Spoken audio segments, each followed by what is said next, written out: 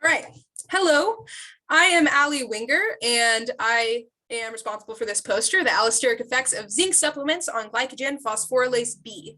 I was mentored for this project by Roberto de Guzman, and my TA was Priyanka Goyal. So in this project, we are looking at glycogen phosphorylase, and I've got a picture of it right here on this poster.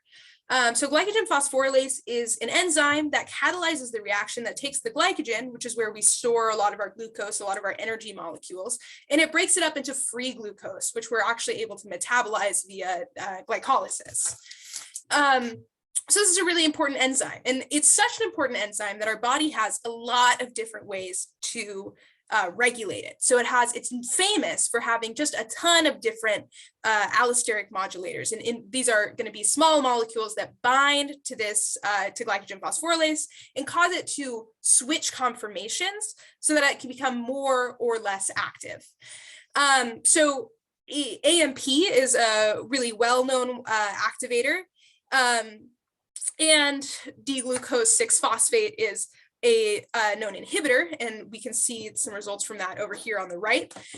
But also there's a lot of other inhibitors and activators that are pretty well known, like calcium 2+. Now in this project, we're looking at zinc, but zinc is actually very analogous to calcium because they both have this 2+ charge. And they're both these earth metals that we have in our bodies that really are used for a lot of different processes. And are often cofactors for a lot of enzymes. So calcium is known to activate glycogen phosphorylase. So I thought it was very likely that our zinc supplements would have a similar effect. So how did we do this? What we did is we looked at this, we were able to measure this reaction because the reaction, along with creating glucose, also creates free phosphate groups, and free phosphate groups can react with the reactant that we use to turn a blue color.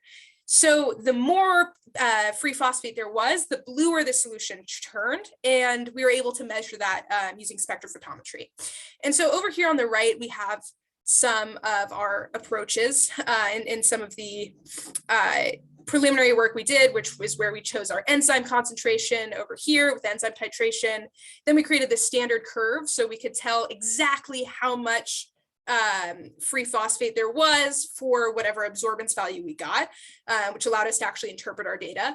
And we practiced this with AMP and D-glucose 6-phosphate, which we knew the effects of, and our data does reflect that.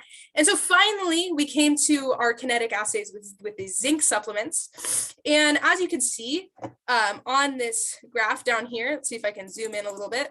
Whoop,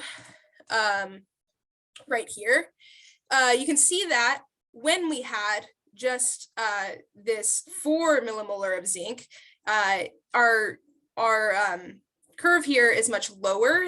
We're seeing less return than when we had a higher concentration of zinc. So that proves that zinc is an activator. So our hypothesis was correct, and that's great news. The only limitations I would say that this experiment had were that the zinc supplements, which came in this nice little bottle right here, also contained a lot of other water-soluble ingredients. And some of those ingredients might also have had an effect on our enzyme. That being said, all of the concentrations are in relation to zinc, and zinc is, of course, the main thing in this supplement. So, but it would be good to continue this research by doing an assay, which really did just have zinc and not all these other fillers. So thank you for listening. That was the allosteric effects of zinc supplements on glycogen phosphorylase. And then